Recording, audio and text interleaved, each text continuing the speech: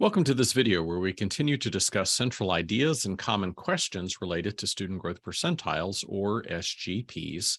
And in this video, I'd like to talk about how you interpret SGP scores. What are you looking at? And why has Renaissance chosen to define typical growth in the way that we have? Of course, we understand the concept of SGPs, reflective of growth, on a scale ranging from 1 to 99 and somewhat similar to percentile ranks, where we understand that 50 is perfectly normal and anything that is above 50 is above normal, and anything that is below 50 is conceivably below normal. And we've been walking through illustrating with a student named Krista, whose student growth percentile is a 42, indicating she has grown as much as or more than 42% of her academic peers. Now, if we have a strict interpretation of, above and below 50, we may be concerned that Krista's SGP is a little bit below 50, running at a 42.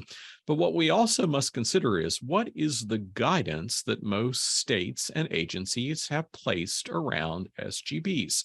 In most instances, the states and agencies out there are using a range to reflect typical growth.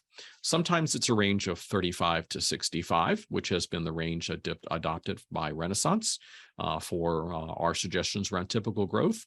We've even seen a couple of states that use 33 to 66 or 40 to 60. But in all instances, what most states are saying is, we're going to shoot for 50 and we're going to have a little bit of range on either side. And they've simply defined the range in slightly different ways.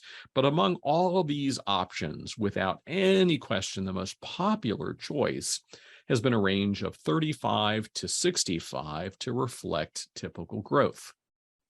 So there's the range, 35 to 65 illustrated. And for some people, this seems a little bit problematic, a little bit troubling. And that's because they say, well, I know in this model 50 would be average. So why would we tolerate anything below 50 to be considered typical? Well, the answer is this: margin of error. Margin of error of a test, fluctuations in kids in terms of particularly good and bad days, other factors beyond the kid and the test and what's going on.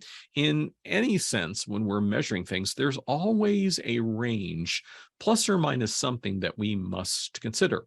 So another way of thinking about a range of 35 to 65 is saying, well, we are shooting for 50, but we're giving ourselves a margin of error of 15 points on either side of that. 15 points above 65 or higher, we will celebrate that as above normal growth.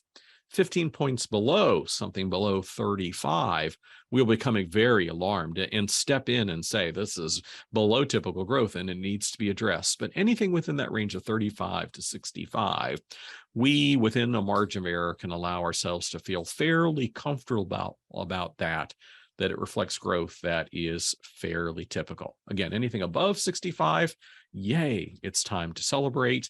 Anything below 35, it's time to intervene because the student is unquestionably experiencing growth that is below normal.